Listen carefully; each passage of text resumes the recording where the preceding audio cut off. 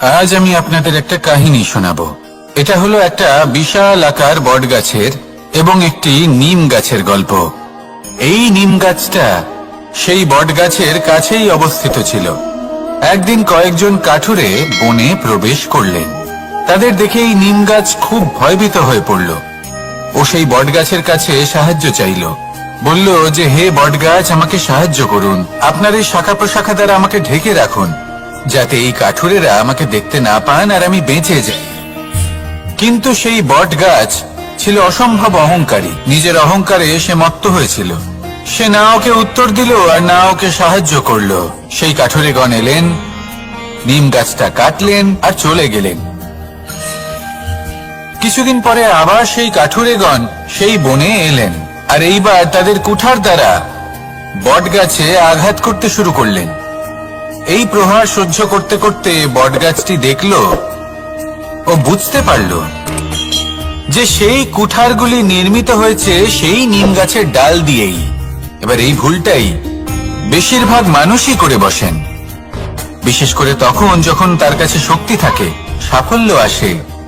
নিজের অহংকারে মত্ত হয়ে দুর্বল ব্যক্তিকে আঘাত করে, তাদের কষ্ট দেয়। কখনো এটা ভাবে না যে ভবিষ্যতে এরাই তাদের পতনের কারণ হতে পারে। তাই যদি আপনার কাছে শক্তি থাকে আর আপনি সাফল্য লাভ করতে থাকেন, তাহলে নিজেকে শান্ত করুন এবং এই অহংকারকে ত্যাগ করুন। যদি কেউ দুর্বল হয় তাহলে তাকে আঘাত করবেন না, তাকে কষ্ট দেবেন না, বরং তাকে সাহায্য করুন, পারলে তাকে রক্ষা করুন।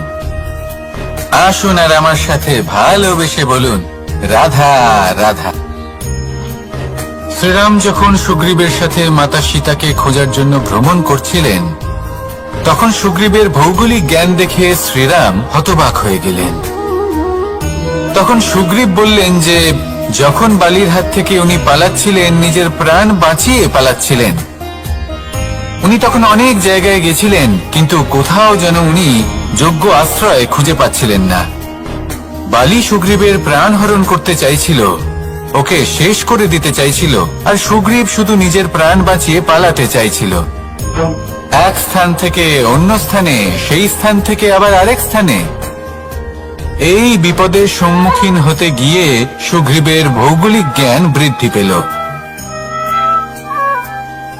এর অর্থ বুঝলেন আপনি? যে জীবনে যখন সমস্যা আসে, জটিলতা আসে, সেটা দেখে আমরা ত্রস্ত হয়ে পড়ি, দুঃখী হয়ে পড়ি যে এমনটা আমার সাথে কেনই বা হচ্ছে। কিন্তু দুঃখী হওয়ার কোনো প্রয়োজন নেই, কারণ এই সমস্যা আমাদের কিছু শিক্ষা দেওয়ার জন্যই আসে। সেই শিক্ষা লাভ করা খুবই প্রয়োজনীয়। সেই শিক্ষার দিকে নিজের মনোনিবেশ করুন, সেই শিক্ষা আত্মস্থ করুন, জীবনে অগ্রসর হন আর আমার সাথে ভালোবেসে বলুন, রাধা রাধা। আমাদের জীবনে সবসময় এটাই শেখানো হয় যে কখনো কারোর নিন্দা করবে না। কিন্তু আজকের দিনে সত্য হলো এটাই যে প্রত্যেক ব্যক্তি কোনো না কোনো সময় কোনো না কোনো মানুষের নিন্দা করেই থাকেন। এবার আপনি কারোর নিন্দা করলে সবসময় এর অর্থ এটা নয় যে আপনার মন মলিন। কখনো কখনো এমন কিছু পরিস্থিতির জন্ম হয়, কিছু ব্যক্তি আমাদের এমন দুঃখ দেন যে সেই দুঃখের বশে আমরা নিন্দা করতে শুরু করি। এবার নিন্দার বিষয়ে এমন এক সত্য আছে যেটা জানা প্রয়োজনীয়, যেটা আমি আপনাকে একটা উদাহরণ দিয়ে বোঝাবো। আপনি কখনো একটা চিত্র অঙ্কন করতে চেষ্টা করবেন, যতক্ষণ না সেই রং আমাদের হাতে লেগে যাচ্ছে ততক্ষণ আমাদের সেই চিত্র পূর্ণই হয় না। এবার এটাই হয় নিন্দার ক্ষেত্রেও। কেউ আপনাকে যতই দুঃখ দিক না কেন, যদি আপনি কারোর নিন্দা করেন, তাহলে কোথাও না কোথাও সেই নেতিবাচক শক্তি অবশ্যই আপনার মধ্যে প্রবেশ করবে। তাহলে সেক্ষেত্রে কি করা যায়? কিভাবে অন্যের নিন্দা করা থেকে নিজেকে বিরত রাখা সম্ভব? একটাই পথ আছে, একটাই বিকল্প আছে, নিজের বিকাশ। নিজের বিকাশের পথে অগ্রসর হতে থাকুন। নিজের কাজে এতটাই নিমজ্জিত হয়ে যান যে কারোর নিন্দা করার মতো কোনো সময় যেন আপনার হাতে না থাকে। তাতে আপনার মনও মলিন হবে না, আর জীবনে অনেক দরজা আপনার জন্য খুলে যাবে। আসুন আমার সাথে ভালোবেসে বলুন, রাধা রাধা। অত্যন্ত শ্রেষ্ঠ একটা কথা আছে, যদি একটা দরজা বন্ধ হয় তাহলে ঈশ্বর নিজে আমাদের জন্য আরেকটা দরজা খুলে দেন। কিন্তু কিছু মানুষ আছেন যারা এটা ভাবেন যে আমার সাথে তো এরকম হলোই না, আমাদের জন্য তো কোনো নতুন দরজা খুললো না, কোনো নতুন পথ আমরা খুঁজে পেলাম না। সেই বিষয়ে আমরা চিন্তা করি, দুঃখ পাই যে এরকম কেন হলো। কখনো কখনো নতুন দরজা উন্মুক্ত হয়, কিন্তু পুরনো যে বন্ধ দরজা আছে তার সামনেই আমরা দুঃখী হয়ে বসে থাকি, আর এমন ভাবে বসে থাকি যে নতুন দরজার দিকে আমাদের চোখই যায় না। কখনো কখনো ঈশ্বর জেনে শুনেই আমাদের জন্য নতুন দরজা, নতুন পথ উন্মুক্ত করেন না, কারণ তিনি চান যে আমরা যেন পরিশ্রম করি, কর্ম করি, নিজেকে আরো বেশি শ্রেষ্ঠ করে তুলি, সক্ষম হই, আর নিজের পথ আমরা নিজেই খুঁজে নিই। কখনো কখনো এমনও হয় যে ঈশ্বর চান যে আমরা যেন সেই পথে চলতে শুরু করে দিই। ভবিষ্যতে গিয়ে ঈশ্বর আমাদের সবকিছুই প্রদান করেন। মনে রাখবেন, যে ব্যক্তি নিজের বাড়িতে এসে নিজের দুঃখ নিয়ে বিলাপ করতে থাকেন, সুখ তার দরজায় পৌঁছে গিয়েও বন্ধ দরজা দেখে ফিরে চলে যায়। তাই দুঃখ আমাদের সকলের জীবনে আছে, কিন্তু সেই দুঃখকে আঁকড়ে ধরে বসে থাকবেন না, তাহলে আপনি আসন্ন সুখও ভোগ করতে পারবেন না। আসুন আমার সাথে ভালোবেসে বলুন, রাধা রাধা। জীবনে কখনো আমরা বিজয়ী হই, কখনো আমরা পরাজিত হই, কখনো সুখ আসে, আবার কখনো দুঃখও আসে। আর যখন দুঃখ আসে তখন আমরা আমাদের এই দুঃখ কারোর সাথে ভাগ করতে চাই। আমরা কারোর সাথে নিজের দুঃখ ভাগ করে নিই, আর সেই ব্যক্তি আমাদের দুঃখ নিয়ে উপহাস করে। তখন আমরা আরো দুঃখী হয়ে যাই। আমরা এই সংসারকে দোষ দিতে থাকি, কিন্তু এতে সংসারের কোনো দোষ নেই। ভুল আপনার যে আপনি কোনো কুপাত্রকে নির্বাচন করেছেন দুঃখ ভাগ করার জন্য। মনে রাখবেন, যদি আপনার শরীরে ক্ষতস্থান তৈরি হয় এবং সেই ক্ষত নিয়ে আপনি প্রত্যেক জায়গায় ঘুরে বেড়ান, প্রত্যেক বাড়িতে আপনি ওষুধ হয়তো নাও পেতে পারেন, কিন্তু সেখানে নুন আপনি অবশ্যই পাবেন। সেই জন্য যখনই দুঃখ পাবেন, শুধু সেই ব্যক্তিদের কথা মনে করুন যারা আপনার দুঃখ, আপনার যন্ত্রণাকে বুঝতে পারবে, যারা আপনার সহায় হওয়ার জন্য প্রস্তুত, আপনাকে সাহায্য করার জন্য প্রস্তুত, আপনার অন্তরকে প্রেরিত করতে প্রস্তুত। তাদের কাছে নয় যারা আপনার দুঃখ নিয়ে উপহাস করে। আসুন আর আমার সাথে ভালোবেসে বলুন, রাধা রাধা। প্রত্যেক মানুষ সাফল্যের শিখরে পৌঁছতে চান, প্রত্যেকেই তার জন্য চেষ্টা করেন, প্রত্যেকেই এটা চান যে নিজের নিজের ক্ষেত্রে আমি সর্বোচ্চ শিখরে পৌঁছব। এবার সবসময় আমাদের প্রতিভা পূর্ণরূপে আমাদের সহায়ক হতে পারে না। কখনো কখনো আমরা সেই কাজ একা করতে পারি না, কখনো কখনো আমাদের সাহায্যের প্রয়োজন পড়ে। আর ঠিক এমন সময় বেশিরভাগ মানুষ ভুল করে ফেলেন। আর ভুল হলো এটাই যে কিছু ব্যক্তি এতটাই তাড়াতাড়ি সাফল্যের শিখরে পৌঁছতে চান যে কারোর হাত ধরে পরবর্তী সিঁড়িতে ওঠার বদলে তিনি কারোর পা ধরে ওপরে যাওয়াটাই শ্রেয় বলে মনে করেন। এবার সাফল্য দুজনেই লাভ করেন, কিন্তু কাহিনীর এখানে সূত্রপাত ঘটে। যে ব্যক্তি কারোর হাত ধরে ওপরে পৌঁছন, সে অন্যের জন্য নিজের হাতটা বাড়িয়ে দেন, তাকে সাহায্য করেন, তাকে প্রেরণা প্রদান করেন। নতুন সম্পর্ক তৈরি হয়, বন্ধুত্বের বৃদ্ধি ঘটে, এবং এই শ্রেষ্ঠ সম্পর্কগুলির সাথে উনি শ্রেষ্ঠ জীবন যাপন করেন। অন্যদিকে সেই ব্যক্তি যে কারোর পা ধরে সাফল্য অর্জন করেছিলেন, সেই ব্যক্তি শুধু একজন দাস হয়ে থেকে যান, শুধু তাকে দেওয়া সমস্ত আদেশ পালন করেন তিনি। তার নিজের কোনো ব্যক্তিত্ব গড়ে ওঠে না। সেই জন্য আপনি যখনই সাফল্যের পথে অগ্রসর হচ্ছেন, তখন পথ নির্বাচন সঠিকভাবে করুন, কারণ সাফল্যের ঊর্ধ্বেও একটি অন্য জীবন আছে। আসুন আমার সাথে ভালোবেসে বলুন, রাধা রাধা। জীবনের আরম্ভ থেকে জীবনের শেষ পর্যন্ত হলো একটা যাত্রা। আর এই যে যাত্রা, সেই যাত্রা পথের মাঝেও আমরা অনেক নতুন যাত্রা নির্ধারিত করি, অন্য অনেক লক্ষ্য লাভ করি। এবার প্রশ্ন হলো যে লক্ষ্য বেশি গুরুত্বপূর্ণ নাকি যাত্রা? কেউ বলবে লক্ষ্য বেশি গুরুত্বপূর্ণ, কারণ তার জন্যই আমরা এই যাত্রা স্থির করি। কেউ বলবে যাত্রা বেশি গুরুত্বপূর্ণ, কারণ এই যাত্রা পথে চলতে চলতে আমরা অনেকগুলো শিক্ষা লাভ করি, কর্ম করার জন্য অনেক দিশা খুঁজে পাই।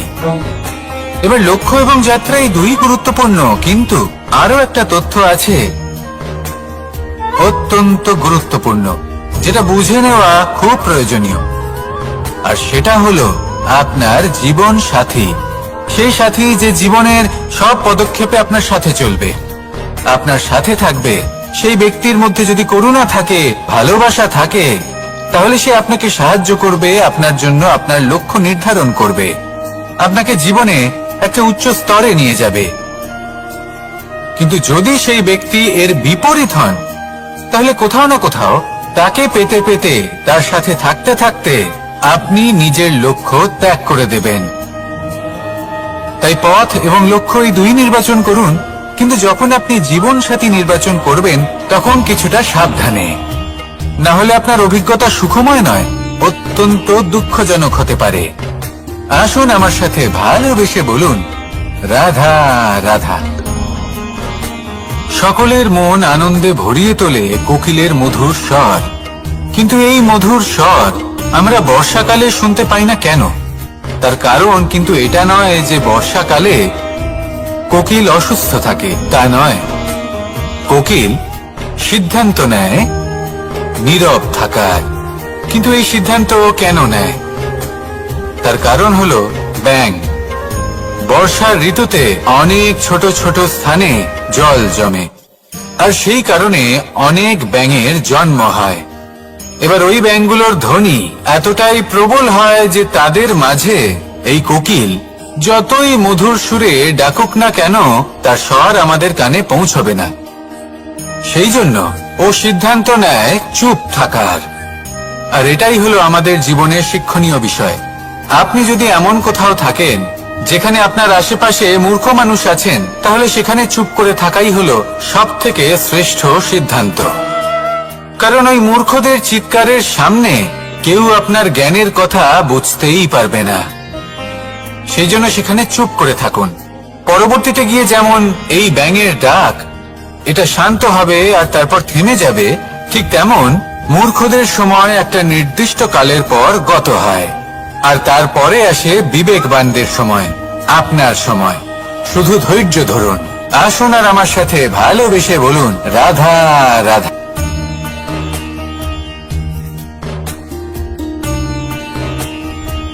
সত্য। এই সত্য আসলে কি? কেউ বলবেন যা অসত্য নয় তাই হলো সত্য, কেউ বলবেন সেটা যার ভিত্তিতে আমরা বেঁচে আছি তাই হলো সত্য। কিন্তু সত্য আসলে কি? তার থেকেও বেশি গুরুত্বপূর্ণ হলো এটা বুঝতে পারা যে সত্যের ব্যবহার কিভাবে করা উচিত। যদি আপনার কাছে সত্য থাকে বা আপনি সত্য জেনে থাকেন আর আপনি তার ব্যবহার করেন, সদ্ব্যবহার করেন সংসারের জন্য, তাহলে আপনি এই সমস্ত সংসারের অনেক ঊর্ধ্বে চলে যাবেন। কিন্তু যদি আপনি সত্য জানেন আর তার দুর্ব্যবহার করেন, তাহলে আপনি সমস্ত সংসারের পক্ষে ক্ষতিকারক হয়ে উঠতে পারেন। তাই মনে রাখবেন, সত্য যতটাই কোমল, অর্ধ সত্য হলো ততটাই কঠোর।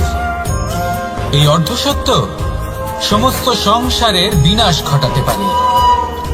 সেই জন্য জীবনে সত্যের বিষয়ে সম্পূর্ণ সত্য জানতে শিখুন। এ হলো অত্যন্ত গুরুত্বপূর্ণ।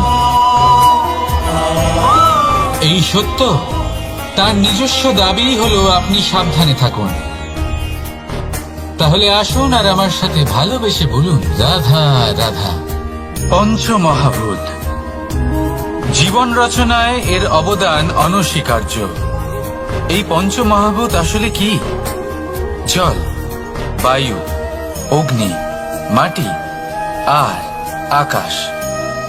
এবার শুধুমাত্র জীবন রচনায় এর অবদান আছে তা নয়, শুধু শরীর রচনাতে এর যোগদান আছে তা নয়, বরং এরা হলো আমাদের জীবনের সবথেকে বড় শিক্ষক।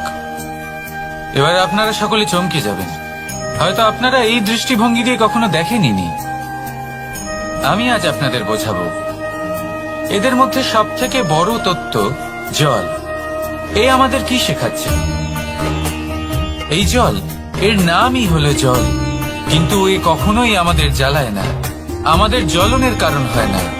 তাহলে কি করে? আমাদের তৃষ্ণা মেটায়, আমাদের শীতলতা প্রদান করে, জীবন দান করে। এর দ্বারা আমরা কি শিক্ষা লাভ করি? যে আপনার উৎপত্তি যেখান থেকেই হোক না কেন, আপনি যেখানেই জন্মগ্রহণ করুন না কেন, আপনার কর্ম সর্বদা শ্রেষ্ঠ হওয়া উচিত। আপনি জলকে যে কোনো পাত্রে রাখুন না কেন, সে সেই অনুসারেই নিজের আকার ধারণ করে নেয়। এর দ্বারা আমরা কি শিক্ষা পাই? এই শিক্ষাই পাই যে যে কোনো পরিস্থিতিতেই নিজেদের মানিয়ে নিতে হবে, নিজেকে সেরকম করে নিতে হবে। যে দেশেই থাকি না কেন, যে স্থানেই থাকি না কেন, যে পরিস্থিতিতেই থাকি না কেন, যে ব্যক্তির সাথেই থাকি না কেন, আমাদের সুখময় হয়ে জীবন অতিবাহিত করা উচিত। দেখুন, আমাদের কত বড় একটা শিক্ষা দিল এই জল, যা আমরা কোনোদিন দেখতেই পাইনি। নিজেকে জলের মতোই করে তুলুন। সুখের ধারায় স্বাচ্ছন্দ্যে প্রবাহমান হতে থাকবেন আপনি। নিজের আকারকে ভেঙে ফেলুন, নিজের সীমা লঙ্ঘন করুন। আপনি অবশ্যই একদিন মহানুভবতা অনুভব করবেন। তাহলে আসুন আর আমার সাথে ভালোবেসে বলুন, রাধা রাধা।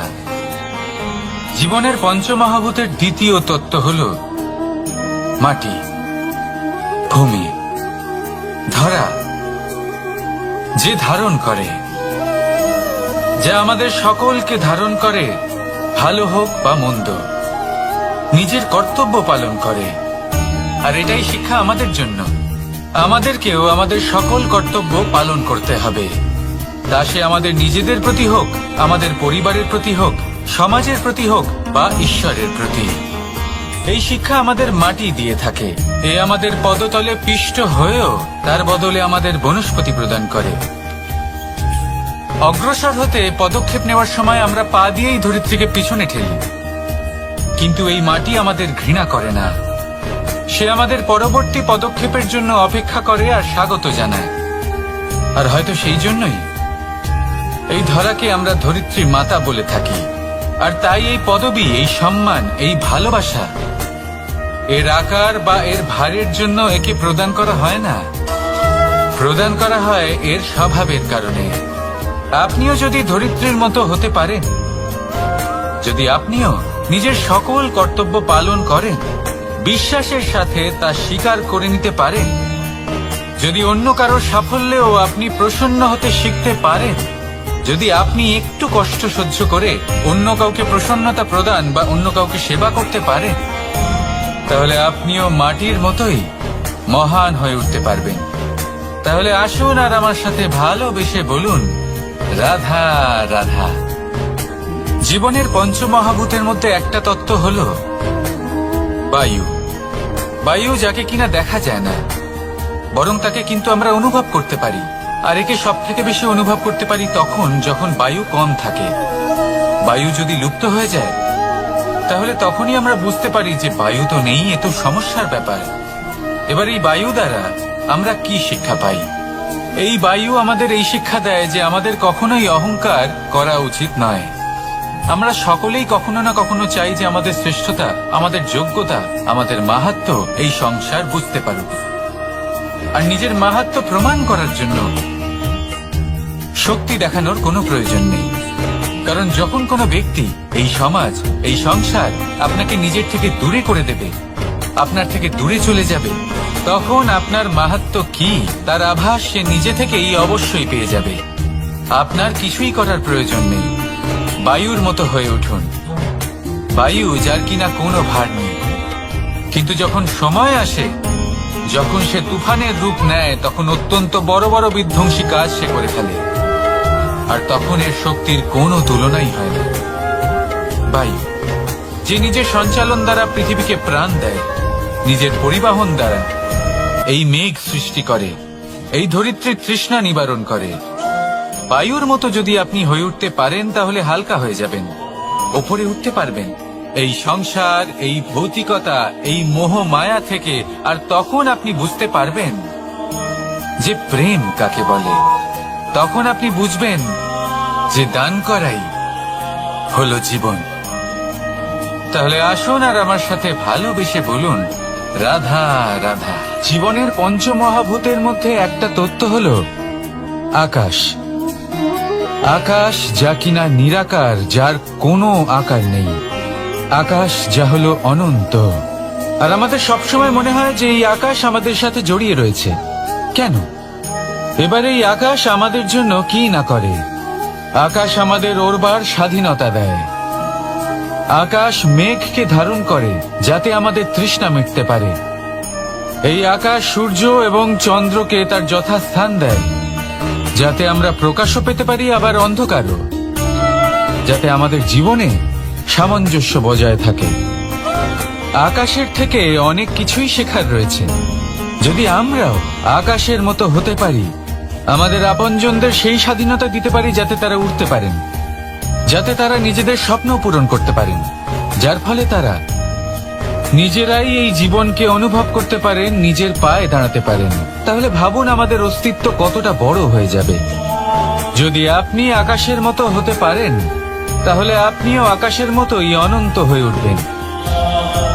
তাহলে আসুন আর আমার সাথে ভালোবেসে বলুন, রাধা রাধা।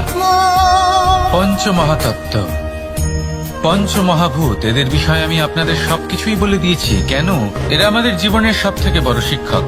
আর এদের থেকে আমরা কি শিক্ষা পাই? নিশ্চিত রূপে এই পঞ্চমহাতত্ত্ব আমাদের দেহের নির্মাণ করে, কিন্তু একটা ষষ্ঠ মহাতত্ত্ব রয়েছে, এমন এক তত্ত্ব যার না কোনো ভার আছে, না কোনো পরিমাণ আছে, কিন্তু তা হলো অত্যন্ত গুরুত্বপূর্ণ, ভাবনা। কেউ একে আত্মা বলে, কেউ একে বিবেক বলে, কেউ একে প্রাণ বলে, আর কেউ বলে চেতনা। এবার এই চেতনা যখন পঞ্চমহাতত্ত্বের সাথে জুড়ে যায়, এক হয়ে যায়, তখন মানুষের জীবনের নির্মাণ হয়। এবার আপনার দেহের নির্মাণ জন্ম থেকেই পঞ্চমহাতত্ত্ব করে দেয়, কিন্তু এই ভাবনা, এই চেতনা, একে আপনি নিজেই এগিয়ে নিয়ে যেতে পারেন। একে দিশা দেখাতে হবে, এর বিকাশ আপনাকেই করতে হবে। কিভাবে? তা আপনার উপর নির্ভর করছে। আপনি এর সদ্ব্যবহারও করতে পারেন, দুর্ব্যবহারও করতে পারেন। এমন এক দিশা দিতে পারেন, এমন সদ্ব্যবহার করতে পারেন যে আপনি নিজেই কোনোদিন ভগবত গীতার জ্ঞান দিলেন। এমন দুর্ব্যবহার করতে পারেন, এমন দিশাও দিতে পারেন যে আপনি হয়তো শকুনের মতোই মহাভারত রচনা করলেন। এই চয়ন আপনারই। শুধু এই চেতনার শুদ্ধতার দিকে বিশেষ নজর রাখতে হবে। যদি এই চেতনা শুদ্ধ হয়, তাহলে প্রেম থাকবে, আর যদি এই চেতনা অশুদ্ধ হয়, তাহলে বিদ্বেষ হবে। আর আমার মতে সুখ এবং শান্তি প্রেমের দ্বারাই লাভ হবে, বিদ্বেষ দ্বারা নয়। তাহলে আসুন আর আমার সাথে ভালোবেসে বলুন, রাধা রাধা। জীবনের পঞ্চমহাতত্ত্বের মধ্যে পঞ্চম তত্ত্ব অগ্নি। অগ্নি যা জ্বালাতে সাহায্য করে, কিন্তু তা উত্তাপও প্রদান করে। নিশ্চিত রূপে অগ্নি আমাদের জ্বালিয়ে দিতে পারে, কিন্তু আপনি কি কখনো এটা ভেবে দেখেছেন যে আগুন, তাকে নিজেকে কতটা জ্বলতে হয়, তাকে নিজেকে কতটা তাপ সহ্য করতে হয়? ও নিজে জ্বলে আমাদের উত্তাপ প্রদান করার জন্য, ও নিজে জ্বলে আমাদের ঊর্জা দেবার জন্য, আমাদের আলো দেবার জন্য, অন্ধকারে পথ দেখানোর জন্য, শত্রুর সাথে মোকাবিলা করার জন্য আমাদের সাহায্য করে, নিজে জ্বলে। যখন আমরা কোনো দেবতার জন্য যজ্ঞ করি, তখন দেবতার ভোজন গ্রহণ করার নিমিত্ত হয় এই অগ্নি। কত কিছু ওকে সহ্য করতে হয় আমাদের এত কিছু দেবার জন্য। আপনিও আগুনের মতো হয়ে উঠুন, নিজে কষ্ট সহ্য করুন, অন্যকে সাহায্য করার জন্য, তাদের জীবন উদ্ধার করার জন্য, নিজের প্রিয়জনের জন্য, নিজের পরিবারের জন্য, নিজের মাতা পিতার জন্য, এই সমাজের জন্য। নিজে কষ্ট সহ্য করুন, প্রকাশের কেন্দ্রবিন্দু হয়ে উঠুন, আর সকলকে পথ প্রদর্শন করুন, সবাইকে পথ দেখান। যেদিন আপনি আগুনের মতো হয়ে উঠবেন, সেই দিন ঠিক যেমন অগ্নিকে পুজো করা হয়, আপনিও সেইভাবে পূজনীয় হয়ে উঠবেন। যেমন সকল শুভকর্মে, সকল যজ্ঞে, সকল পুজোতে অগ্নিকে স্মরণ করা হয়, সেইভাবেই সকল শুভকর্মে আপনাকেও স্মরণ করা হবে। আর যেদিন আপনি এরকম হয়ে উঠবেন, সেই দিন জীবনের বাস্তব মর্ম কি আপনি তা বুঝতে পারবেন। তাহলে আসুন আর আমার সাথে ভালোবেসে বলুন, রাধা রাধা। আমি এখানে দ্বারকাতে, ও ওখানে বর্ষণাতে, তাও এত ভালোবাসা কি করে? এ কেমন সম্পর্ক? আমি তাদের একটা সহজ কথা বলতে চাই। আপনি কখনো আয়নার দিকে দেখেছেন? নিজের দুই চোখের দিকে তাকিয়ে জিজ্ঞাসা করুন, এই দুই চোখ একসাথে কেন বন্ধ হয়, একসাথে কেন খোলে, একসাথে কেন ঘুমোয়, একসাথে কেন কাঁদে? আজীবন কোনো এক মানুষের সাথে সম্পর্ক রাখা অবশ্যই সম্ভব, তাদের সাথে দেখা না করে। আমার আর রাধার ভালোবাসাও কিছুটা এরকমই, আর কিছুটা এরকমই হয় ভালোবাসা দুই নয়নের মতো, যারা কখনোই মিলিত হবে না, কিন্তু চিরকালের জন্য একসাথে জুড়ে থাকবে। এই অনুভূতি নিঃস্বার্থ হয়, আর এই নিঃস্বার্থ ভালোবাসা আপনাকে আনন্দের পথে অগ্রসর করে। জীবনে সবসময় নিঃস্বার্থভাবে ভালোবাসুন,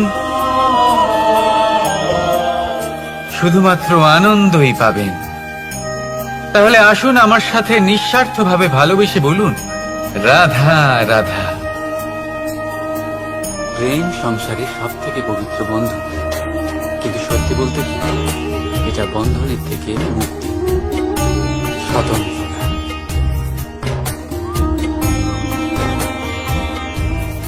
বুঝলেন? বোঝাচ্ছি বোঝাচ্ছি।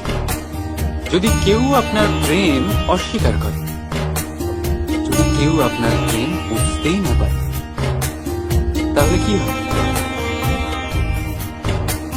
কেউ উদাস হয়ে যায়, কেউ কেউ ছলনা করে প্রেম পেতে যায়, আর কেউ বল প্রয়োগ করে। প্রেম কোনো বস্তু না, না রাজ্য, না ধন, যেটা আপনি বল প্রয়োগ করে নিজের বশে আনেন। প্রেম হলো সেই শক্তি যেটা আপনার সমস্ত বন্ধন খুলে দিতে পারে, কিন্তু নিজে কোনো বন্ধনে আটকা পড়ে না। তাই যাকেই আপনি ভালোবাসেন তাকে স্বতন্ত্র ছেড়ে দিন, কারণ স্বতন্ত্রতাই সেই গুণ যা প্রত্যেক প্রাণীর সবচেয়ে প্রিয়। প্রেম যদি সত্যি হয়, তাহলে সে অবশ্যই বুঝতে পারে। ততদিন নিঃস্বার্থভাবে প্রেম করে যান। একদিন দ্বার খুলে যাবে, আর প্রেম প্রবেশ করবেই, আর মন সুপ্রসন্ন হয়ে যাবে। রাধা। কখনো কখনো আপনার মনে এই প্রশ্ন নিশ্চয়ই আসে যে এই প্রেম কি, কিভাবে বোঝা যায় এই প্রেম? উত্তর বড়ই সহজ। যতক্ষণ না আপনি প্রেম করবেন, ততক্ষণ আপনি প্রেম বুঝতেই পারবেন না। যদি রত্ন হয়ে মুকুটে সজ্জিত থাকতে হয়, তাহলে হীরেকে কাটার কষ্ট অবশ্যই সহ্য করতে হবে। প্রেমের সঠিক অর্থ বুঝতে গেলে মোহকে ত্যাগ করে আত্মসমর্পণ করতেই হবে। যে প্রেম কাউকে পাওয়ার জন্য করা হয়, সেই প্রেম প্রেম নয়, তা মোহ। তাই আত্মসমর্পণ করুন নিজেকে, নিজের অহংকারকে, নিজের অস্তিত্বকে, মোহকে, আর দেখবেন আপনার প্রেম স্বয়ং আপনার সাথে থাকবে।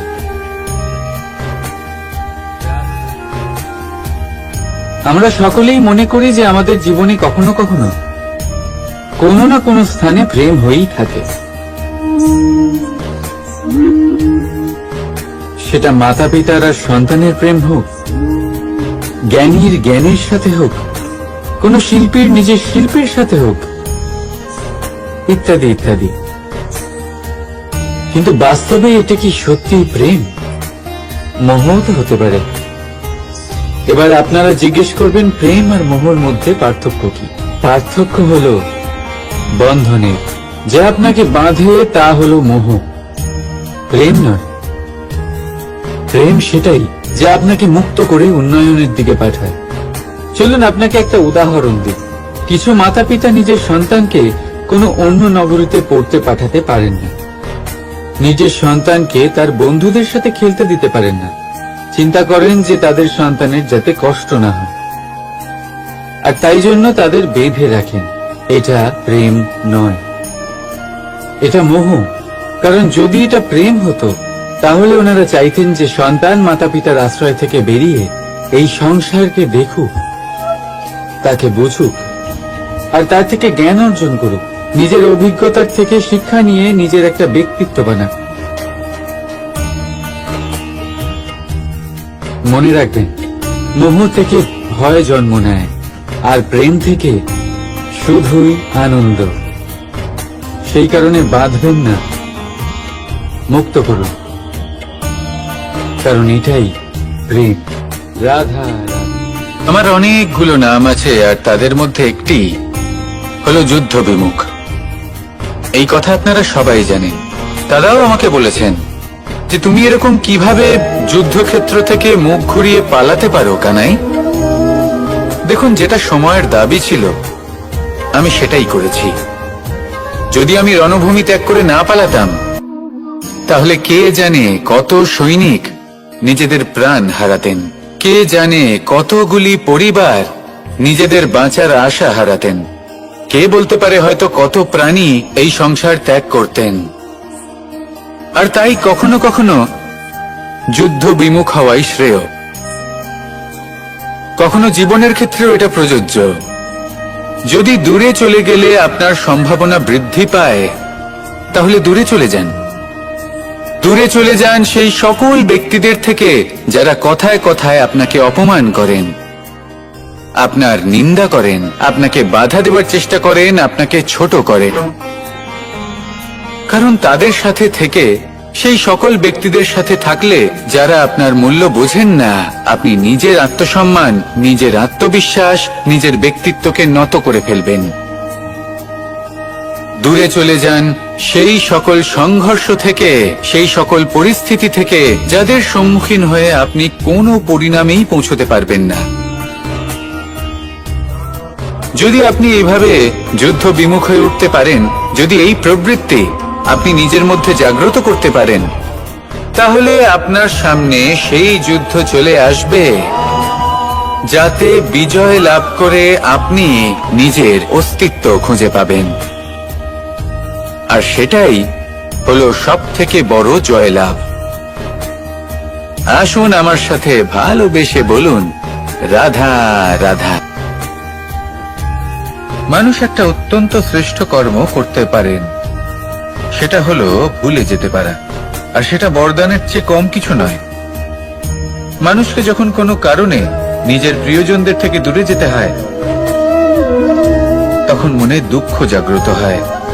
তিনি সেই দুঃখকে ভুলতে পারেন। কখনো কোনো সম্পর্ক থেকে যদি দুঃখ পেয়ে থাকেন, তখন সেই দুঃখকে ভুলতে পারেন। কিন্তু এই সংসারের প্রত্যেক আবেগ, প্রত্যেক বস্তু ভুলে যাওয়া উচিত নয়। বিশেষ করে আমাদের প্রিয়জন, আমাদের পরিবারের সদস্য। যখন এই সংসার থেকে ওনারা চলে যান, তখন যে সৎকর্ম ওনারা করেছেন, যে প্রেরণা ওনারা আমাদের প্রদান করেছেন, কখনো ভুলে যাওয়া উচিত নয়। যখন আপনি কোনো উঁচু স্থানে পৌঁছে যান, আপনি সাফল্য লাভ করেন, তখন সেই সকল বন্ধুদের ভোলা উচিত নয় যারা আপনার সাথে আরম্ভ থেকে ছিল, যারা সবসময় আপনাকে সাহায্য করেছে। আর সবথেকে গুরুত্বপূর্ণ কথা, আপনার বয়স যতই বৃদ্ধি পাক না কেন, মাতা পিতাকে কখনো ভুলবেন না। আপনি যতই বড় হন না কেন, আপনি তাদের সন্তানই থাকবেন। অভিজ্ঞতার দিক থেকে ওনাদের থেকে ছোটই থাকবেন।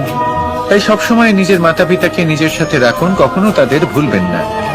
সেই সকল ব্যক্তিদের ভুলে যাবেন না যারা দুঃখের দিনে আপনার সাথে ছিল, তবেই জীবনে সুখ পাবেন। আসুন আর আমার সাথে ভালোবেসে বলুন, রাধা রাধা। এই সংসারে সব থেকে বড় ব্যক্তি কে? আপনি বলবেন, এ কেমন ধরনের প্রশ্ন? কিন্তু এটা হলো সব থেকে উচিত প্রশ্ন। কেউ এর উত্তর দেবে যে সেই মহাপ্রতাপী রাজা, তিনি হলেন সব থেকে বড় ব্যক্তি, সেই বড় রাজনীতিবিদ, তিনি সব থেকে বড় ব্যক্তি। আমি আপনাকে জানাই যে সংসারের সব থেকে বড় ব্যক্তি হলেন তিনি, যার সাথে দেখা করলে আপনি নিজেকে ছোট মনে করবেন না। কোন ব্যক্তি যিনি সব থেকে বেশি শক্তিশালী, আপনি যদি তার সামনে যান, তাহলে উনি আপনার অন্তরের শক্তিকে বাইরে বের করে আনবে, আপনার অন্তরে লুকিয়ে থাকা শক্তিকে জাগ্রত করতে প্রেরণা প্রদান করবে। তিনি হলেন বড় ব্যক্তি, তিনি হলেন মহান ব্যক্তি। তিনি নন যিনি নিজের বল এবং ঐশ্বর্য দ্বারা আপনাকে তার সামনে ছোট প্রমাণ করবেন। এবং সেই জন্য মহাদেব আমার আরাধ্য হলেন আমার খুব প্রিয়। কারণ রাজা হোক বা ফকির, কেউ যদি ওনার সামনে যান তাহলে সে নিজেকে ছোট মনে করেন না। আপনিও যদি জীবনে অনেক বড় হতে চান তাহলে কাউকে কখনো নিজেকে ছোট মনে করতে দেবেন না। তার অন্তরে বড় হয়ে ওঠার প্রেরণা প্রদান করুন। আসুন আমার সাথে ভালোবেসে বলুন, রাধা রাধা। এই সংসারের একটা নিয়ম আছে, বা বলতে পারেন লোকে তাই বলে, যে শক্তিশালী হয় সে শক্তিহীনকে নত করে দেয়। এমনটাই হয়, তাই না? আবশ্যক নয়। কখনো কখনো এমনও হয় একজন অসমর্থ ব্যক্তি সমর্থ ব্যক্তিকে নত করে দেন। এটা সম্ভব, এও হতে পারে। আর এটা তখন হতে পারে যখন তার মধ্যে ভালোবাসার শক্তি থাকে। ভালোবাসার শক্তি এই সংসারে সবথেকে বড় শক্তি হয়। এই ভালোবাসার শক্তি দ্বারাই নির্ধন সুদামা আমাকে দিয়ে নিজের পা ধুইয়ে নিল, কিছু না বলেই, কিছু না চেয়েই। এই কর্মের আধার ছিল শুধুমাত্র ভালোবাসা। খুব শক্তিশালী হয় এই ভালোবাসা। ভালোবাসার শক্তি দ্বারাই আপনি হিমালয় পর্বতকে নত করতে পারেন, তাহলে কি অসম্ভব হতে পারে? এই ভালোবাসার শক্তির সঞ্চার করুন, আর এই ভালোবাসার সাথেই বলুন, রাধা রাধা। মানুষের জীবনে স্বচ্ছতার একটা আলাদা গুরুত্ব আছে। যদি আপনি নিজেকে স্বচ্ছ রাখেন তাহলে আপনার নিজেরও ভালো লাগবে, সামনের ব্যক্তিরও ভালো লাগবে, একটা অন্যরকম প্রভাব পড়বে। কিন্তু একজন শ্রেষ্ঠ ব্যক্তি কিভাবে হয়ে ওঠা সম্ভব? যার মধ্যে গুণ আছে, শিক্ষা আছে, শুভ চেতনা আছে, যিনি সৎকর্ম করেন। কিভাবে হব সেই ব্যক্তি যার মধ্যে জ্ঞান আছে? শুধুমাত্র স্বচ্ছ থাকলে তো তা হওয়া সম্ভব নয়। প্রথমে আপনাকে বুঝতে হবে যে মানুষের মধ্যে 4টি মূল তত্ত্ব আছে। প্রথম হলো তার শরীর, যার দ্বারা উনি যে কোনো কর্ম করে থাকেন। দ্বিতীয় তত্ত্ব হলো তার মন, যার দ্বারা কোনো কর্ম করার জন্য সে নিজেকে প্রেরণা দিতে থাকে। তৃতীয় তত্ত্ব হলো বুদ্ধি, যে কর্ম আমরা করতে চাই, যে লক্ষ্যে আমরা পৌঁছতে চাই, সেটা আমরা কিভাবে কোন পথে করব সেটা স্থির করা যায় বুদ্ধি দিয়ে। আর চতুর্থ তত্ত্ব হলো আত্মা। আত্মা হলো এমন এক তত্ত্ব যার কোনো সমাপ্তি নেই। আত্মা হলো অজয়। কিন্তু এরও শুদ্ধিকরণের প্রয়োজন হয়। এই 4টি তত্ত্বের শুদ্ধিকরণ করতে থাকুন, এদের নির্মল রাখুন, শুদ্ধ রাখুন। এবং এটা কিভাবে হবে?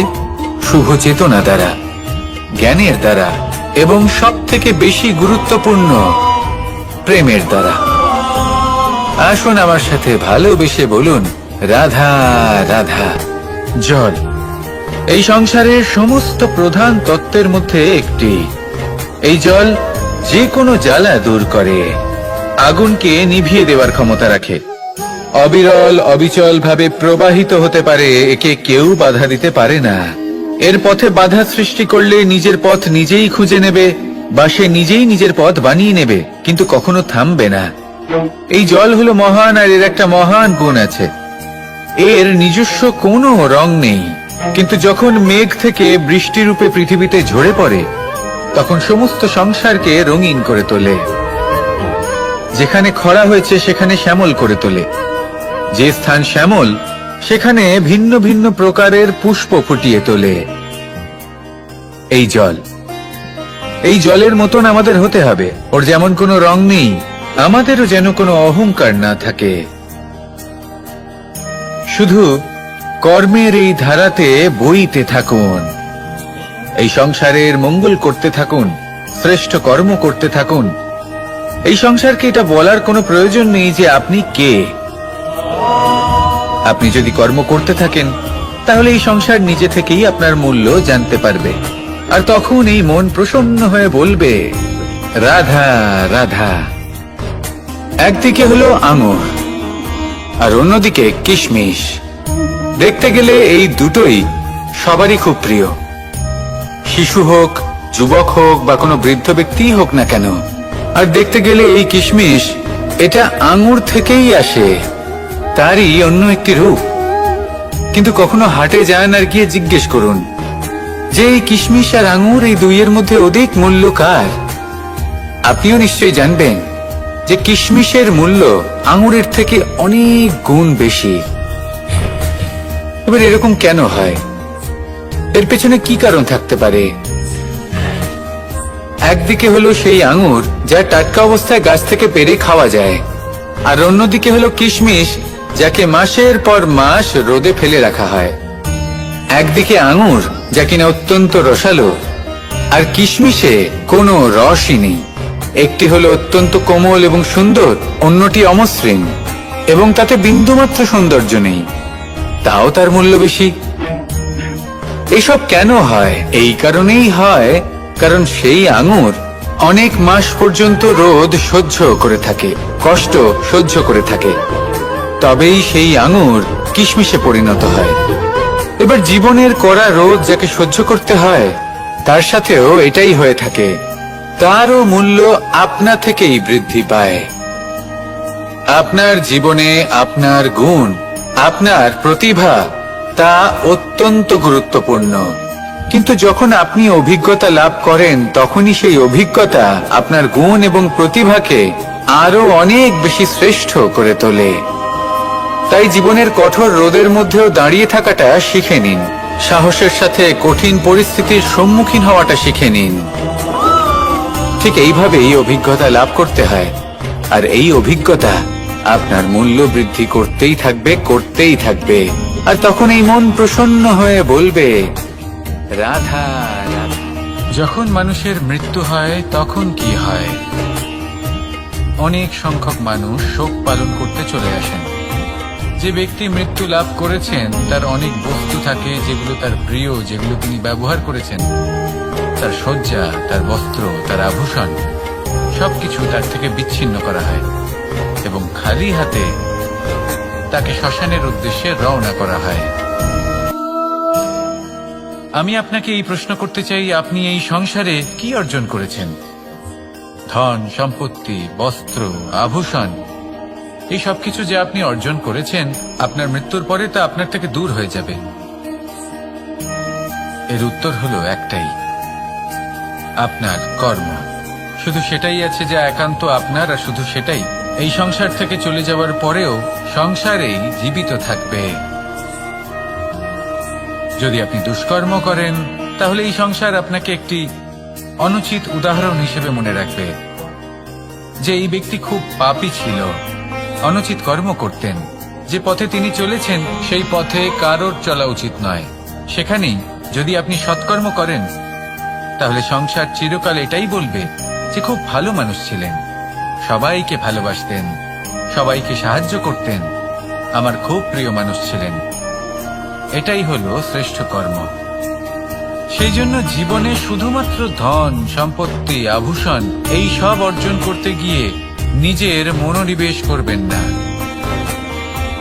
শ্রেষ্ঠ কর্ম করুন। সংসার থেকে চলে যাওয়ার পরেও এই কর্মই এই সংসারে আপনাকে জীবিত রাখবে। আসুন আমার সাথে ভালোবেসে বলুন, রাধা রাধা। আমরা সবাই সূর্যকে সম্মান করি, ওনাকে শ্রদ্ধা করি, ওনাকে পুজো করি। এই সূর্য আমাদের শক্তি প্রদান করেন, প্রকাশ প্রদান করেন। কখনো কখনো উষ্ণতা এতটাই বাড়িয়ে তোলেন, এতটাই তপ্ত করে তোলেন, আমাদের একথা মনে হয় যে আমাদের এই শরীর জ্বলে যাচ্ছে। তখনও আমরা বিরোধিতা করি না, তাকে কটু কথা শোনাই না, আমরা সসম্মানে তা গ্রহণ করি। কেন কেন করি? কারণ আমরা জানি যে সন্ধেবেলা যখন সূর্যাস্ত হবে, তখন শুধুমাত্র অন্ধকার বাকি থাকবে। ঠিক কিছুটা এরকমই হয় আমাদের মাতা পিতাও, যিনি আমাদের জন্ম দেন, আমাদের ভরণ পোষণ করেন, আমাদের বড় করেন, আমাদের প্রেম প্রদান করেন। কখনো কখনো তাদের মুখ থেকে কটু কথা নিঃসৃত হয়, আমাদের দুঃখ হয়, কিন্তু তখন আমাদের এটা বোঝা উচিত এগুলি নিঃসৃত হচ্ছে আমাদেরই মঙ্গলের জন্য। যেমন সূর্যদেব, উনিও উত্তাপ দিয়ে থাকেন আমাদেরই মঙ্গলের জন্য, যাতে ফসল পাকতে পারে, যাতে জল বাষ্প হয়ে মেঘ হতে পারে, বৃষ্টি হতে পারে, আর এই সংসারে নিরন্তর জলের প্রবাহ থাকে। আমাদের মাতা পিতা, তাদের কঠোর আচরণ, তাদের কঠোর অনুশাসনের পেছনে লুকিয়ে থাকে ওনাদের ভালোবাসা, আমাদের তা বুঝতে হবে। সসম্মানে ওনাদের গ্রহণ করতে হবে।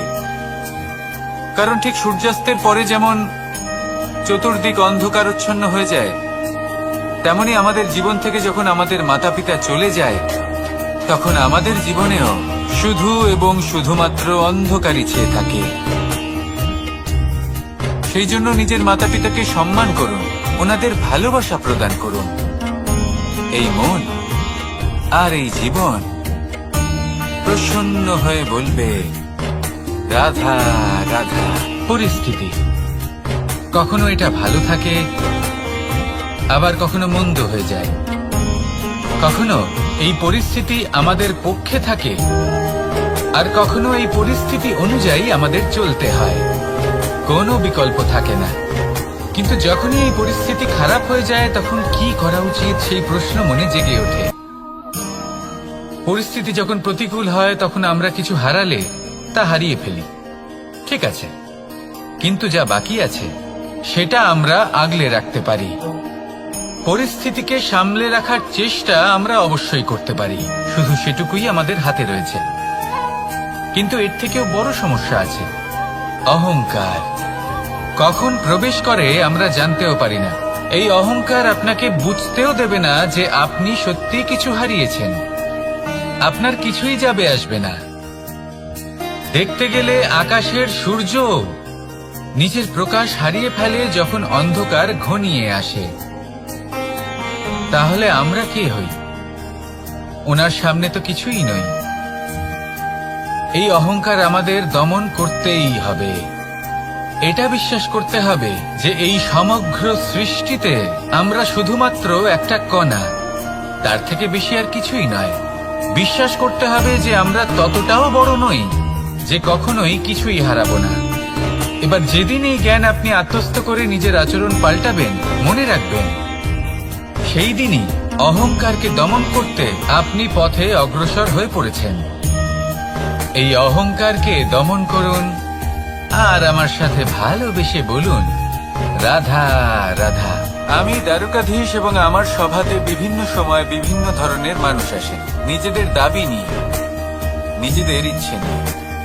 কখনো কেউ ভোজন চান, আবার কখনো কেউ ওষুধ। কখনো কেউ বস্তু চান, কেউ আবার চান বস্ত্র। কারোর জ্ঞান চাই, কারোর ধন চাই, আবার কারোর বাসস্থান। অনেক সময় আমি এই অনুরোধ, এই ইচ্ছে পূর্ণ করি না। এবার আপনি এটা ভাবতেই পারেন যে কৃষ্ণ তো তাহলে লোভী, ওর কাছে তো সবকিছুই রয়েছে, তারপরেও সে নিজের প্রজার ইচ্ছে পূর্ণ করে না, তাদের সমস্যাগুলি বুঝতে পারে না, তাদের সুখ স্বাচ্ছন্দ্য প্রদান করে না। আসল সত্য হলো এটাই যে কোনো সবল ব্যক্তি, যে কোনো গৃহস্থ ব্যক্তি যে কাজ করতে সক্ষম, তার পরিশ্রম দ্বারাই নিজের প্রয়োজনগুলি এবং ইচ্ছেগুলি পূরণ করা উচিত। এটা অত্যন্ত প্রয়োজনীয়। আর এগুলো তিনি করতে পারেন শিল্প, ব্যবসা, আচরণ অথবা জ্ঞানের ভিত্তিতে। এই পথে চলতে হবে, পরিশ্রম করতে হবে, তবেই সে কিছু অর্জন করতে পারবে। এবার এমন কোন ব্যক্তি যার এই সব কিছুতে কোনো রুচি নেই, যে কিছুই করতে চায় না, সে কিছুই অর্জন করতে পারবে না। এবার এরকম কোন ব্যক্তিকে যদি আমি কোনো বস্তু প্রদান করি, তাহলে কি হবে? সে পরাধীন হয়ে যাবে, আর সেটা উচিত হবে না। তাহলে কি করা উচিত? তাকে পথ দেখানো, তাকে বোঝাতে হবে যে কোন পথে চলে তুমি নিজের লক্ষ্য প্রাপ্ত করতে পারবে। শিল্প, জ্ঞান, আচরণ এবং ব্যবসা, এই পথে কিভাবে চলে সেটা শেখাতে হবে। আর আমি সেটাই করি। তার ফলে কি হয়? ব্যক্তি স্বাধীন হয়ে যায়। সংসারে সে যা চাইবে তাই প্রাপ্ত করতে পারবে, কখনো কারোর থেকে কিছু চাইবার প্রয়োজন পড়বেই না। এই কথাটা সবসময় মনে রাখবেন। যখনই দান করবেন তা ভাবনা চিন্তা করে এমন ভাবে দান করবেন যাতে সামনের ব্যক্তি স্বাধীন হতে পারে, পরাধীন নয়। আসুন আমার সাথে ভালোবেসে বলুন, রাধা রাধা। এই জীবন কিভাবে বদলানো সম্ভব? কিছু মানুষ বলেন যে নিরন্তর কাজ করলে, পুরুষার্থ পালন করলে এই জীবন বদলে ফেলা সম্ভব। আজ আমি আপনাকে বোঝাবো যে এক মুহূর্ত, সময় আর সিদ্ধান্ত কতটা গুরুত্বপূর্ণ হয়। এক মুহূর্তই যথেষ্ট। একটা মুহূর্ত এত শক্তিশালী হতে পারে যে তা আপনার সমগ্র জীবন পাল্টে দিতে পারে। এমন এক সময় ছিল শ্রীরামের কাছে, যখন ওনাকে সিদ্ধান্ত নিতে হয় যে উনি নিজের পিতার আদেশ পালন করতে বনবাসে যাবেন নাকি যাবেন না। উনি সেই আদেশ পালন করেছিলেন, তারপর সময় অনুসারে উপযুক্ত সিদ্ধান্ত নিলেন। আর আজ সকলের মনে বসবাস করেন শ্রীরাম। আর অন্যদিকে আছে রাবণ। ওনার কাছে একটা সময় ছিল, একটা সুযোগ ছিল নিজের প্রারব্ধকে শুভ করে তোলার। উনি ভুল করলেন আর মৃত্যু লাভ করলেন। নির্বাচন সবসময় আপনার হাতে, শুধু আপনাকে সময়কে বুঝতে হবে, সেই মুহূর্তকে বুঝতে হবে আর উচিত সিদ্ধান্ত নিতে হবে। ব্যাস, বুঝতে শিখুন এই সময়ের দাবি কি, বুঝতে শিখুন এই সময়ের ইচ্ছে কি, আর উচিত সিদ্ধান্ত নিন। আর আমার সাথে ভালোবেসে বলুন, রাধা রাধা। জ্ঞান এবং অহংকার, এই দুইয়ের মধ্যে সম্পর্ক কোথায়? সম্পর্ক ঠিক সেরকম যেরকম হাত এবং কাকনের, যেমন চোখ এবং দৃষ্টির সম্পর্ক। এবার আপনি বলবেন, এ আমি কি বলছি? জ্ঞান এবং অহংকারের এমন সম্পর্ক কি করে হতে পারে? দেখুন, যে ব্যক্তি জ্ঞানী, যার কাছে জ্ঞান রয়েছে এবং তিনি জানেন যে তার কাছে জ্ঞান রয়েছে, তার মধ্যে নিজে থেকেই অহংবোধ জাগ্রত হয়। খুব কম সংখ্যক এমন জ্ঞানী ব্যক্তি আছেন যারা নিজেদের অহংকারের বিষয়ে আঁচ করতে পারেন। প্রকৃত জ্ঞানী হলেন তিনি, যিনি নিজের জ্ঞানের সদ্ব্যবহার করে অহংকারকে দূর করেন। উচিত সময়ে বুঝে যান, নিজের অন্তর যাচাই করে এই বিষয়টা দেখেন যে তার অন্তরে অহংবোধ জাগ্রত হচ্ছে এবং নিজেকে সেখানেই থামিয়ে দেন, যাতে অহংকারের পথে তিনি অগ্রসর না হয়ে যান। এই অহংকার কখন উচিত, কখন অনুচিত, কখন প্রয়োগ করা উচিত, উচিত নয়, কখন বাধা দেওয়া উচিত, এটা শেখা অত্যন্ত প্রয়োজনীয়। আর যদি এটা আপনি শিখতে পারেন, তাহলে আপনি একজন জ্ঞানীও হয়ে উঠবেন এবং সুখীও থাকবেন। তাই মনে রাখবেন, এই জ্ঞান নিয়ে কখনোই অহংকার করবেন না, বরং সবসময় নিজের অহংবোধের বিষয়ে প্রকৃত ধারণা রাখবেন। আসুন আমার সাথে ভালোবেসে বলুন, রাধা রাধা। আমাদের জীবনে 7 ধরনের সুখ আছে, আর সেগুলো লাভ করার জন্য আমরা অত্যন্ত প্রচেষ্টা করি। কিন্তু কোনো প্রচেষ্টা করার পূর্বে তা কিভাবে করব সেটা বোঝা খুব প্রয়োজন, আর সেখানেই আমরা ভুল করে থাকি। যে কাজটা আমাদের পরে করা উচিত সেটাই আমরা আগে করে বসি। আপনাকে স্পষ্ট করে বোঝাই, প্রত্যেক সুখের সাথে 2টি ক্রিয়া জড়িত থাকে। এবার যখন আমরা ধনের কথা বলি, তখনও 2টি ক্রিয়া জুড়ে থাকে। প্রথম ক্রিয়া হলো ধন অর্জন করা, দ্বিতীয় ক্রিয়া হলো ধনের ব্যবহার করা। আর জীবনে ধনের ব্যবহার করার পূর্বে ধন কিভাবে অর্জন করতে হয় তা শেখা অত্যন্ত প্রয়োজনীয়। আমরা মন্দিরে যাই, ভগবানের আরাধনা করি, তার জন্য পুজো করি, ওনাকে প্রসন্ন করতে চাই, কিন্তু তার আগে ভগবানের ওপর আস্থা রাখা প্রয়োজনীয়। যদি আপনার অটল বিশ্বাস থাকে, তবেই আপনি প্রকৃত ভক্ত হয়ে উঠতে পারবেন। এবার যদি আপনি বক্তা হয়ে থাকেন, শ্রেষ্ঠ বক্তা হতে চান, এই সংসারের সামনে নিজের বক্তব্য রাখতে চান, তাহলে কথা বলার পূর্বে কথা শুনতে শিখুন। তবেই আপনি একজন শ্রেষ্ঠ বক্তা হয়ে উঠতে পারবেন।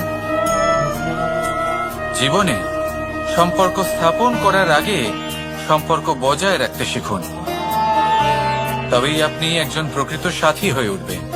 জীবনে পরাজয় মানার পূর্বে বিজয়ী হওয়ার চেষ্টা কিভাবে করতে হয় সেটা শিখুন, তবেই আপনি একজন নিপুণ ব্যক্তি হয়ে উঠবেন। অন্তিম এবং সবথেকে গুরুত্বপূর্ণ কথা, জীবনে ভালোবাসা লাভ করার পূর্বে ভালোবাসা প্রদান করতে শিখুন, তবেই আপনি একজন প্রকৃত প্রেমী হয়ে উঠবেন। আসুন আমার সাথে ভালোবেসে বলুন, রাধা রাধা। এই সংসারের সবথেকে বড় যুদ্ধ কোনটা? দেবসুরের যুদ্ধ, যা অনেক বছর ধরে চলেছিল, নাকি রাম রাবণের যুদ্ধ, নাকি মহাভারত? না, সংসারের সবথেকে বড় যুদ্ধ হলো সেইটা যা নিজের সাথে লড়া হয়। নিজের মনের সাথে লড়া হয়, নিজের অন্তরের সাথে লড়া হয়। এটাই সব থেকে বড় যুদ্ধ। এবার নিজেই দেখুন আপনার সব থেকে বড় শত্রুকে। আপনার স্বার্থ, আপনার কামনাগুলি, আপনার অহংকারগুলি, যা আপনাকেই নষ্ট করে দেয়। যদি এদের উপর আপনি বিজয় লাভ করতে পারেন, তাহলে ধরে নিন এই সংসারে সবার উপরে আপনি বিজয় লাভ করতে পারবেন। এই সংসারে কেউ আপনাকে পরাজিত করতে পারবে না। কিন্তু তার জন্য প্রয়োজন অনুভূতির। অনুভূতি ভালোবাসার, অনুভূতি অনুপ্রেরণার। যে ব্যক্তি ভালোবাসতে পারেন এবং প্রেরণা দিতে পারেন, তিনি চিরকাল জয় লাভ করতে পারেন। নিজের কাছে ভালোবাসার এক অস্ত্র রাখুন আর প্রেরণার এক ঢাল। জীবনে কেউ আপনাকে পরাজিত করতে পারবে না। আসুন আর আমার সাথে ভালোবেসে বলুন, রাধা রাধা। সৌন্দর্য। মানুষ নিজের সৌন্দর্যের বিষয়ে কতটা ভাবে, চায় যে সে সব থেকে বেশি রূপবান হবে, সব থেকে বেশি সুন্দর হবে। কিন্তু সৌন্দর্যের পরিভাষা কি তা কি সে জানে? কোনো মাকে জিজ্ঞেস করুন, ওনার জন্য সৌন্দর্যের পরিভাষা ওনার সন্তান। কোনো ভক্তকে জিজ্ঞেস করুন, ওনার জন্য সৌন্দর্যের পরিভাষা ওনার ভগবান। শ্রীরামকে জিজ্ঞেস করুন, ওনার জন্য সৌন্দর্যের পরিভাষা হলো হনুমান।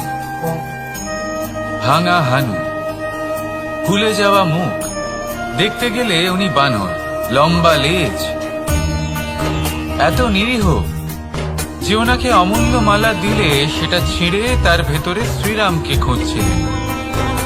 কিন্তু ওনার ভাবনা কত সুন্দর।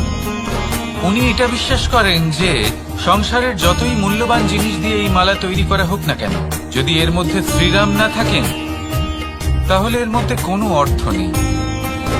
সৌন্দর্য রূপে নয়, ভাবনায় নিহিত থাকে। যদি আপনি সৌন্দর্য প্রাপ্ত করতে চান তাহলে তা কর্মে নিয়ে আসুন, ভাবনায় এবং বিচারে নিয়ে আসুন। এই সৌন্দর্য আপনার সাথেই থাকবে। যদি আপনি সৌন্দর্যকে রূপের মধ্যে খোঁজেন তাহলে কিছুক্ষণের জন্য পাবেন, সেই সৌন্দর্য সময়ের সাথে হারিয়ে যাবে। সৌন্দর্য যদি পেতে চান, খুঁজতেই চান, তাহলে হৃদয় খুঁজুন, কর্মে খুঁজুন। মন প্রসন্ন হয়ে বলবে, রাধা রাধা। এই সংসারে মানুষ জন্মগ্রহণ করেন, বড় হতে থাকেন, পুরুষার্থ লাভ করেন, অর্জন করেন। অর্জন করা আসলে কি? বেশিরভাগ মানুষ বলেন অর্জন করা অর্থাৎ ধন সম্পত্তি অর্জন করা। আর কি অর্জন করা যায়? আর কি লাভ করা যায়? আসল প্রশ্ন হলো এটাই যে কি এমন আছে যা বাস্তব রূপে অর্জন করার যোগ্য। তা হলো ব্যবহার, জ্ঞান এবং সন্তোষ। কেন? কারণ আপনি যখন এই সংসার ছেড়ে চলে যাবেন তখন আপনার ধন সম্পত্তি আপনাকে বিদায় জানাতে আসবে না। আপনাকে বিদায় জানাতে আসবে আপনার আপনজন, যাদের সাথে আপনার সুসম্পর্ক ছিল। সমগ্র সংসারে সহস্র মানুষ ধন অর্জন করে থাকেন। শ্রেষ্ঠ মানুষ হলেন তিনি যিনি ব্যবহার, জ্ঞান এবং সন্তোষ অর্জন করে থাকেন, একে সকলের মধ্যে বিতরণ করেন। তাই এটাই করুন আর আমার সাথে ভালোবেসে বলুন, রাধা রাধা। সেই কখন থেকে এই পুস্তকটিকে দেখছি, কিন্তু এর থেকে আমি কোনো জ্ঞান লাভ করতেই পারছি না। এবার আপনি বলবেন যে আজ কেমন বিচিত্র কথা বলছি আমি। যদি এই পুস্তক থেকে আমাকে জ্ঞান লাভ করতে হয় তাহলে শুধুই তাকিয়ে থাকলে হবে না। আমাকে এই পুস্তককে খুলতে হবে, পড়তে হবে, তাকে বুঝতে হবে, তবেই তো জ্ঞান প্রাপ্তি হবে। বড়ই সহজ একটা ব্যাপার, কিন্তু একে যাপন করা অত্যন্ত কঠিন, তাই না? আপনি নিজেকেই দেখে নিন। আপনার কাছে অনেক জ্ঞান রয়েছে।